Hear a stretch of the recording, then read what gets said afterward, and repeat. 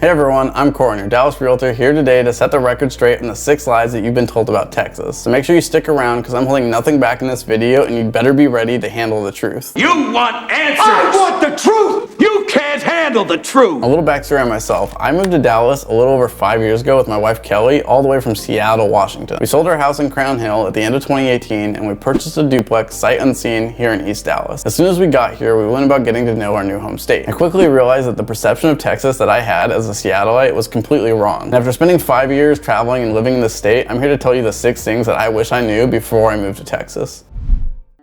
So first up on our list of lies is that Texas is a desert. If you've seen any movies about Texas, you'll see tumbleweeds and dirt roads. And when it comes to East Texas, that couldn't be further from the truth. You see, here in Dallas, there are forests everywhere. And while the trees aren't as tall as you'll find on the West Coast, there's definitely a lot more diversity of vegetation. I'm looking at those pine trees over in Washington. That's about all there is up there, by the way. Here in North Dallas, most communities are going to be surrounded by greenery, especially in the older established neighborhoods. There's also a ton of amazing parks and national forests that you can visit throughout East Texas. And it's not just Dallas that's green. Pretty much all of East Texas is covered in beautiful woods, and the most beautiful part of the state can be found in Hill Country, which is in central Texas just west of Austin. You'll also be shocked at how tall the trees are around Houston and College Station the first time you visit that area. And did you know that one of the largest forests in the United States is here in Texas? Now, as far as the rumors of our deserts go, West Texas is where you're going to find some of that traditional desert feel that you see in the movies. But most of the populated cities, including Austin, San Antonio, Houston, and Dallas, have a lot more green than you'd expect. This area is known as the Texas Triangle, and it's where you're going to find the vast majority of the population. About 70% of Texans live in the Texas Triangle. So don't believe everything that you see in the movies. Most of those films about Texas were actually shot in California anyway. And speaking to that, did you know that less than 10% of Texas is desert? That sounds like even less once you realize that California is made up of over 25% desert. But the true desert states are Nevada, Arizona, and New Mexico, which are all mostly made up of desert. On a side note, I'd like to mention that there are more than 7,000 lakes in Texas, and almost all of them are man-made. That's just one of the many cool things about Texas. The ingenuity of the people here to turn this state into a great place to live wasn't by accident, which is honestly something that Texas does have in common with California, where water scarcity has always been a problem that the people have had to contend with.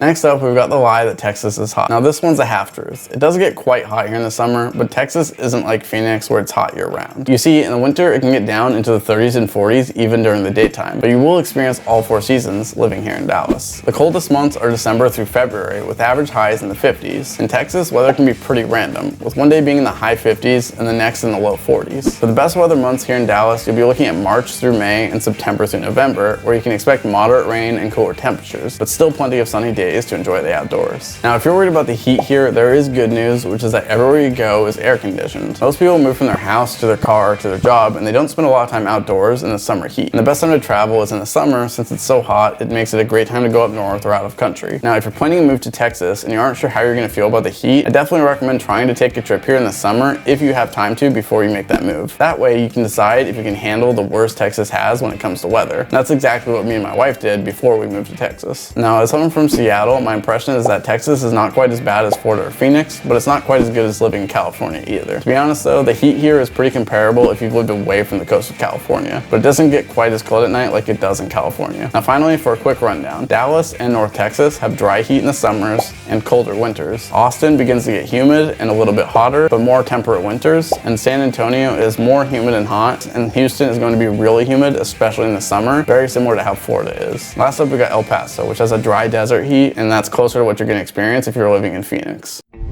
Now this one's going to be controversial, but I have to address this one head on because it's probably the biggest lie that you're going to hear about Texas. Growing up in Seattle, everyone always talked a big game about racial equality and social justice, which is obviously a great thing. Growing up hearing MLK Jr.'s I Have a Dream speech, I'm in complete agreement that we should be judging each other by the content of our character and not by the color of each other's skin. But growing up in the suburbs of Seattle, there really wasn't a lot of racial diversity in my schools or in the interactions that I had with people in general. Now don't get me wrong, there are minorities in Washington, but the segregation between races was much stronger than it is here in the Dallas-Fort Worth Metroplex. I remember being in high school when Hurricane Katrina happened, and we went from having 4 African-American kids in our entire school to 15 or so in just a matter of a couple months. Now, I only ever met maybe a half dozen black people growing up in Washington State as a kid. Unless you grew up in the city and went to a school like Garfield High, where my wife went to school, and also the home school of Jimi Hendrix, you probably mostly interacted with white and Asian people. After having moved to Dallas and experienced how people here interact with one another, I must say that racial division in Seattle and other northern cities is much more pronounced than it is here in Dallas. I think a big reason for that is that there's simply much more diversity here in Dallas than there is in Seattle and a lot of other northern cities. At the end of the day, it just comes down to a numbers game. Here's a breakdown of racial groups in the DFW versus the Puget Sound. The two biggest things that you're going to notice is that the number of whites is significantly lower here in Dallas, and the difference is made up with Hispanic and African American populations. In my experience, I've had a lot more interactions with people of all races living here in Dallas, and those interactions have been pleasant because everyone is comfortable and used to spending time around people of other races and cultures here in Dallas-Fort Worth. Pretty much everyone in Dallas views themselves as a Texan first, and people here in Texas are just generally more friendly than you'll find on the coastal states, with the exception of maybe while they're on the road. So while my experiences don't speak for everyone's experience, I will say that in my 5 years here in Texas, I have not once witnessed a racist incident, and the diversity of the Dallas Metroplex continues to grow every day, with people from all over the world moving to this area to take advantage of the great things that are being done here in the state of Texas. So no matter what your ethnicity, religion, or race, there are places that you can go to engage in and enjoy your cultural heritage, but you're also going to be surrounded by people of other ethnicities, and you're going to have the opportunity to experience all that living in a multicultural metroplex has to offer. So if you do happen to be worried about Texas being racist or prejudiced, I really don't think you have much to worry about. If anything, it's on par with other major cities, if not a little bit better in my experience.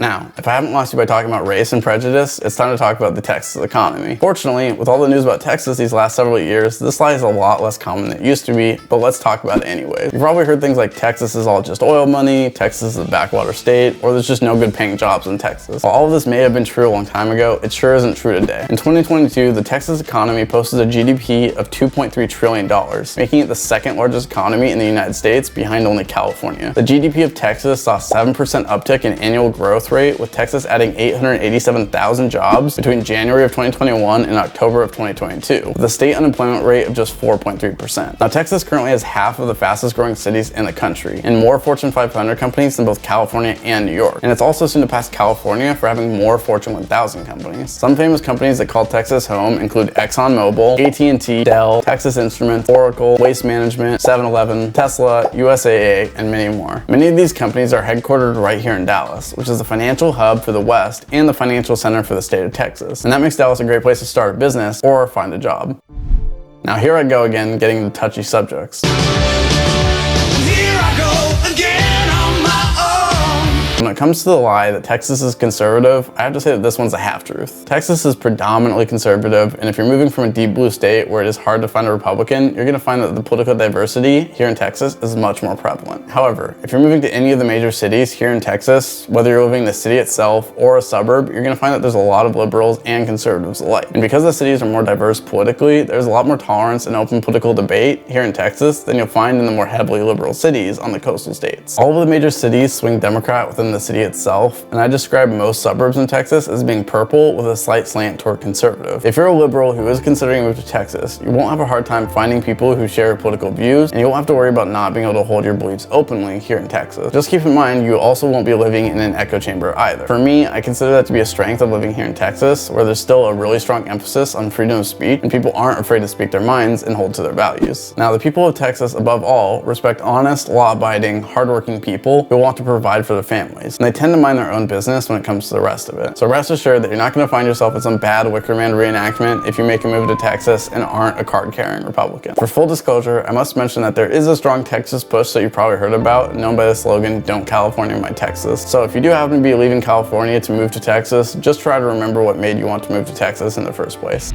Now last up, we've got the age-old saying, everything's bigger in Texas. And there sure are some very big things in Texas. From big trucks to big cowboys to big steaks, a few rotund cows, and some big old houses. I'd better warn you though, not everything is bigger in Texas. And if you're looking at buying a home here in Texas, you better keep in mind that the lots in Texas are kind of quite average. Builders can make more houses by making your lot smaller, and since most Texans don't use their yard all that much on account of it being pretty hot half the year, most of us don't really mind that much. So if you're moving to Texas and you want a big lot, you'll have to buy something a little farther out from the city or look for an older home, just like you would in every other state. The trend is toward more compact developments that make better use of land, so just remember, not everything is bigger in Texas. So there you have it. Those are 6 lies about Texas, and now you know the truth. If you're considering a move to Texas, please get in touch with me day or night. I'd love to help you with your real estate needs. I know agents all around the country who can help you buy or sell anywhere, and I'm also happy to personally assist you with your move to the Dallas Metroplex if you decide to make this city your next home. Thanks for watching, and please don't forget to hit that like button for the algorithm and subscribe for more content just like this. Before we head out, check out my best neighborhoods playlist where I'll take you into the best neighborhoods in each city here in Dallas-Fort Worth. Just click or tap above to see those.